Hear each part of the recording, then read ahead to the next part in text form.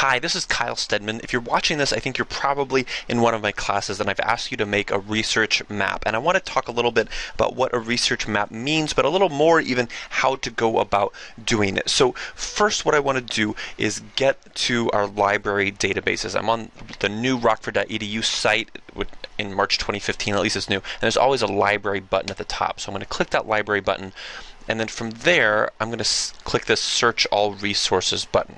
Got it? Library, search all resources. The reason I'm doing this is because I probably have required you to find some sources from databases, full text sources, and the research map is essentially a way to see how those sources are connected, either in reality or hypothetically. So let's say that I'm looking for an article under the search all resources, and if I think, well, the assignment probably says, depending on what class you're watching this for, but the assignment probably says something about you have to make a proposal. You have to be making an argument about something you want to happen. So if I think of what's something in the world right now that I wish would happen differently, one thing that drives me crazy is some of the news about gender and video games, how women who work in the video game field are being systematically targeted because of their gender and sex. So I want to maybe search something just as broad as video game gender, and I'm going to see what comes up. Now, I'm doing this live. I haven't pre-searched this, so maybe some things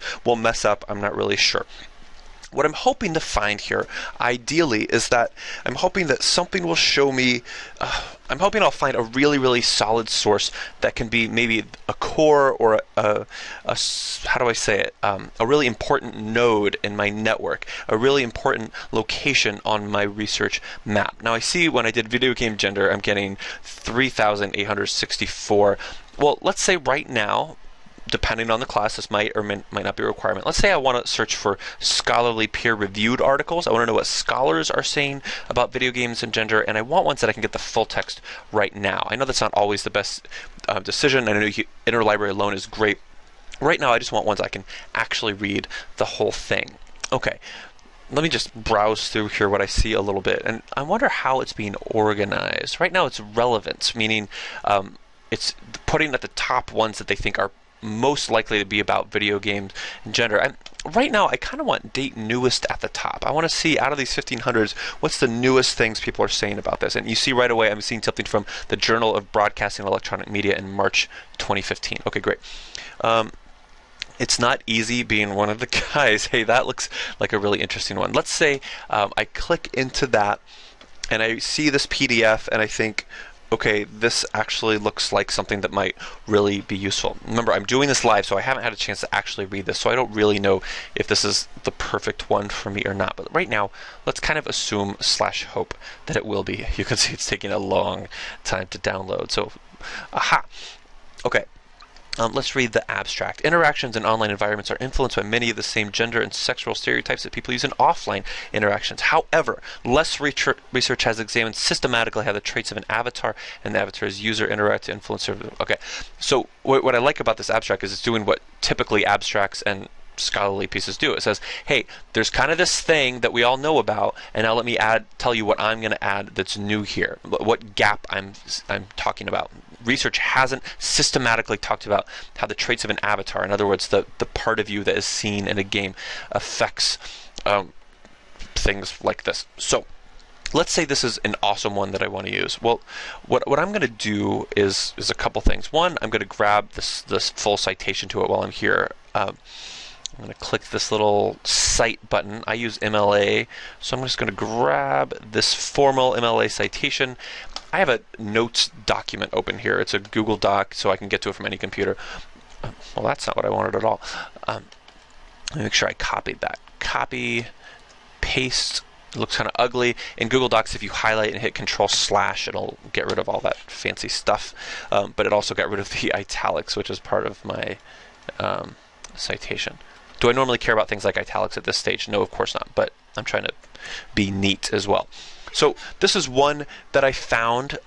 If I want to link to it later, I can click this little link button and grab that.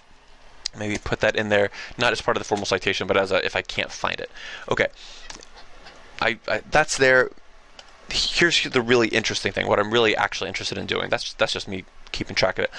I want to go to this works cited list. And in theory, when I read the essay, I was keeping my eye open for really interesting citations, ones that makes me think, ooh, that is definitely one that I really want to look up later as part of my research map. Let me just see off the top of my head what might be good. Let me zoom in a little. I'm using control roller wheel. That doesn't seem to really be doing it here, so I wonder if I can, yeah, zoom that way. Awesome.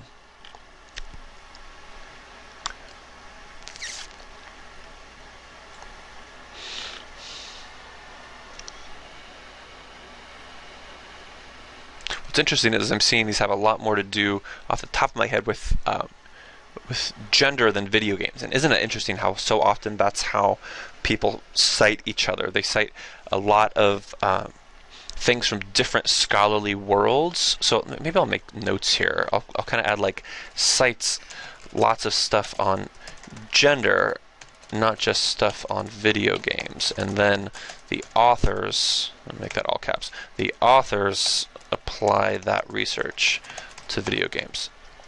Just so I don't forget later. You know, I know I will. But right now I'm especially interested in the video game side. So how about this? Communication and multiplayer gaming, examining player responses to gender cues. It's also really recent. So here's what I'm going to do. I'm going to go to my, see, can I actually copy and paste this? A little hard, but I think I can. I'm going to say cited by Waddle and Ivory is this next one. So now the question is, can I find this? Well, I have a couple of options if I'm trying to look this one up, kind of on the next one on my map. I could search for just the title itself back on the Rockford University Search All Resources, right? I can go to articles, I can paste this in, and kind of cross my fingers. I'm leaving the other one open just in case so I don't lose it. And I find, let's see, my guess here is that I have access to the abstract but not the whole thing. Yeah, because I see request article via interlibrary loan. So I have a couple options here, right? I can't find this in a database that I have current access to. If I click this request article, let me show you. I fill out some basic, simple little info. It fills in all the info about the article, and then it sends an email to our interlibrary loan librarian. Sometimes that goes really fast. Sometimes I might like get a PDF of this like in the next day or two. Just in case, though, let's see if right now if I have any other options. One thing I like to do is I go to Google Scholar. It's just scholar.google.com. And before I start showing you something on there, let me go to the settings really quick. If you go to settings, you can tell Google Scholar, hey, I am associated with a certain library. In this case, I searched Rockford and I found Rockford College came up, and it kind of automatically checked some other ones. And what that means is that when I search stuff, Google Scholar will do its best to tell me what it thinks I have full access to, because it thinks, it doesn't always, but it thinks it knows what Rockford College pays for. Does that make sense at all? So let me show you. If I search that title here, let me just give it a shot. In Google Scholar, it brings up a record for that, and it tells me a few things here. One, it doesn't give me a little link over here to either a PDF or a link to where I would find it in a library.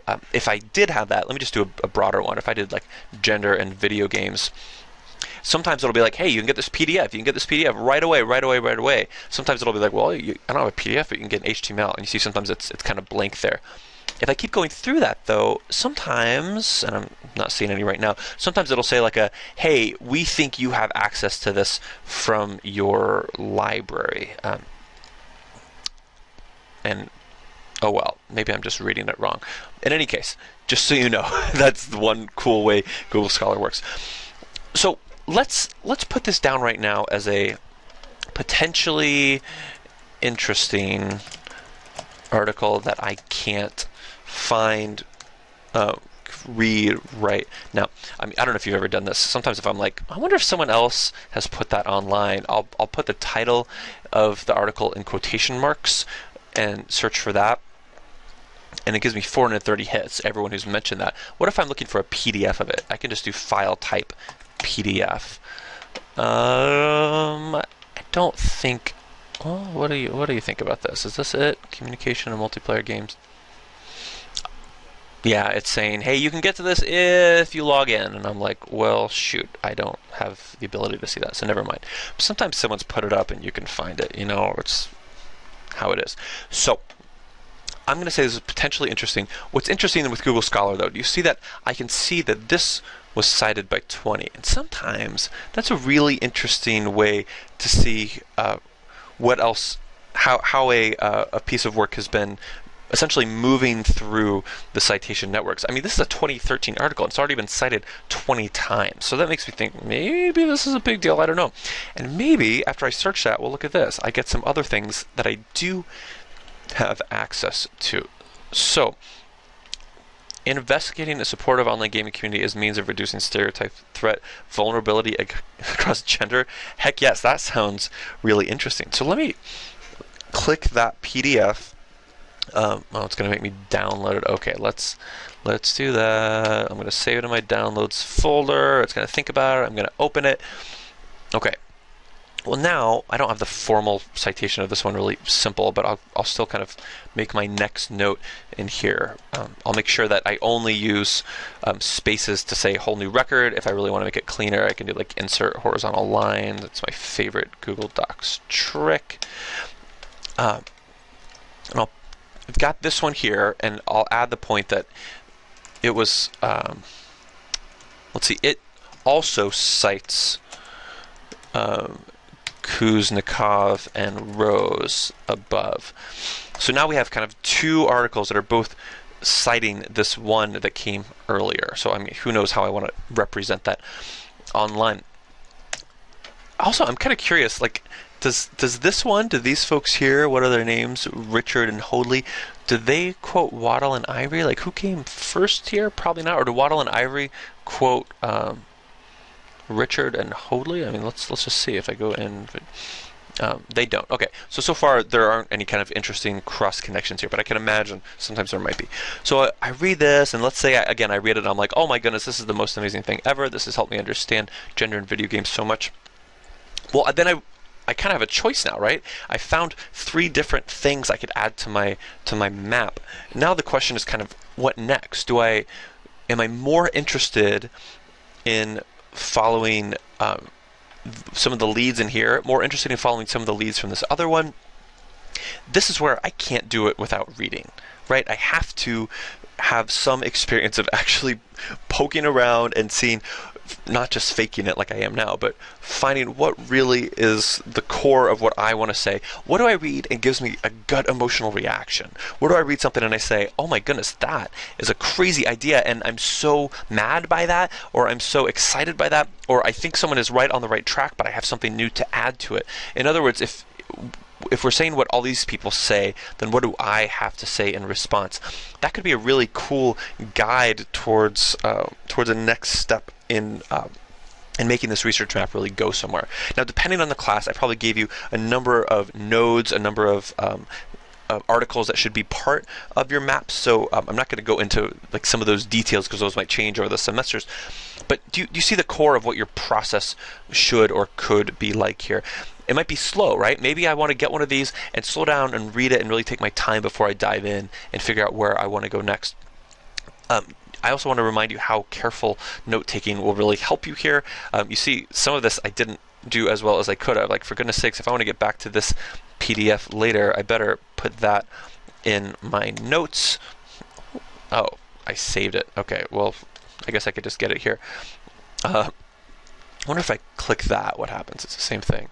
I wonder if I, like, copy link address, right click, will that give me anything a little more like a link? Great. Okay, now I can link straight to that even if I'm on a different computer. That's what I want to happen. This one, if I really want a link to kind of even the info that I have about Kuznetsov, I should be able to somewhere, like in here, get a link just to this record. So, for instance, I could say like record not article available at blank then later on I can get there later.